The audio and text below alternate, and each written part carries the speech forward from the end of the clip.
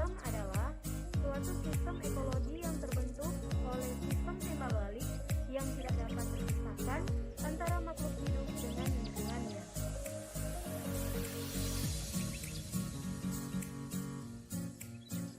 Ada beberapa komponen-komponen yang menjadi penyebab terbentuknya ekosistem, yaitu komponen biotik dan komponen abiotik.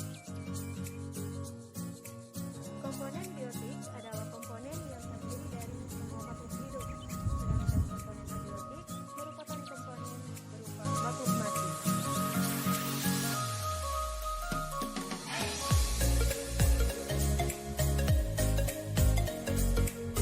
Saya Salfarani akan menjelaskan tentang ekosistem yang ada di Danau Nino.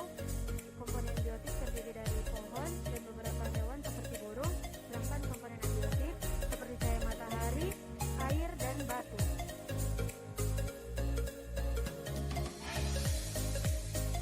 Contoh simbiosis komensalisme adalah anggrek dan pohon. Perkenalkan, nama saya Azam Alfarizi Wonggo. Pada saat ini saya akan memperlihatkan kepada kalian semua simbiosis mutualisme, di mana yang kita lihat ini merupakan bunga dan kupu-kupu sedang menyerap nektar yang ada pada bunga. Selain itu, kupu-kupu juga membantu bunga dalam proses penyerbukan. Ini merupakan simbiosis mutualisme di mana kupu-kupu mendapat nektar dan bunga-bunga mengalami penyerbukan. Spesifik di mana dua spesies yang berbeda dan tumbuh di tempat yang sama. Saya mengambil contoh kangkung air dan eceng gondok yang hidup bersama di dalam air. Bisa kita lihat di sebelah kanan, ini merupakan eceng gondok dan kangkung air.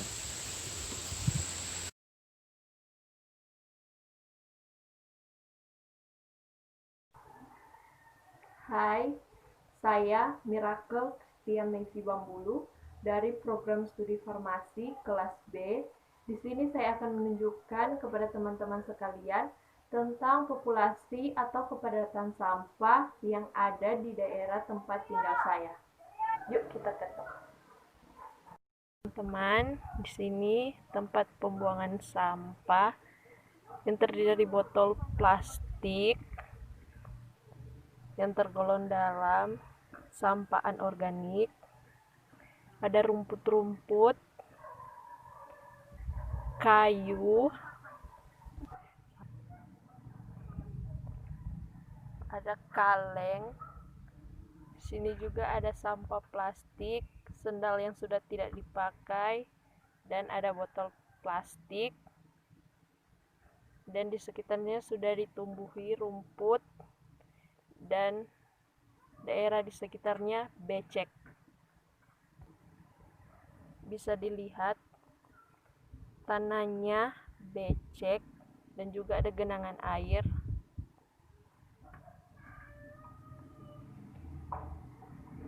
Di sini ada sampah bekas minuman.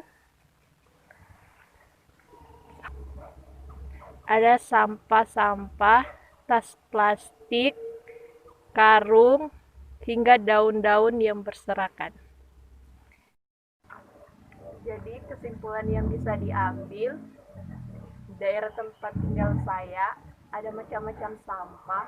Ada sampah plastik, botol plastik, kertas-kertas, rumput, daun-daun, kayu yang sudah busuk, ada karung, dus, dan sampah-sampah lainnya. Sekian, terima kasih. Saya Gloria Mangunit, kepadatan populasi. Populasi sendiri adalah sekumpulan organisme yang tinggal dalam satu daerah. Contohnya seperti sapi-sapi yang bisa kita lihat, di mana mereka tinggal dalam satu daerah tertentu. Saya akan menjelaskan apa itu rantai makanan. Rantai makanan sendiri adalah proses memakan dan dimakan yang berlangsung dalam kehidupan makhluk hidup dengan urutan tertentu. Rantai makanan memiliki urutan, yaitu yang pertama produsen. Produsen adalah makhluk hidup yang dapat membuat makanannya sendiri. Yang kedua yaitu konsumen. Konsumen adalah makhluk hidup yang mendapatkan makanannya dari makhluk lain. Konsumen dapat diurutkan sebagai yang pertama konsumen satu. Konsumen satu biasanya hewan herbivora atau pemakan tumbuhan. Konsumen dua biasanya karnivora. Konsumen 3 dan 4 biasanya karnivora dan omnivora. Ketiga yaitu dekomposer atau pengurai. Dekomposer atau pengurai sendiri biasanya jamur atau bakteri. Dekomposer sendiri bertugas untuk menguraikan makhluk hidup atau konsumen yang telah mati atau jasadnya. Contoh rantai makanan yang bisa kita lihat di atas ini adalah konsumen satu, yaitu sapi. Sapi dalam rantai makanan meliputi konsumen satu karena dia mendapat makanannya dari makhluk lain, yaitu rumput. Rumput di sini berperan sebagai produsen, yaitu makhluk hidup yang dapat membuat makanannya sendiri. Dalam alam liar, sapi berperan sebagai konsumen kedua, bisa dalam alam liar, yaitu hewan liar. Konsumen ketiga bisa saja manusia ataupun hewan liar lainnya. Konsumen ketiga yang mati akan diuraikan oleh dekomposer atau pengurai, sehingga uraian tersebut dapat kembali ke tanah dan tanaman dapat bertumbuh. Kepadatan populasi.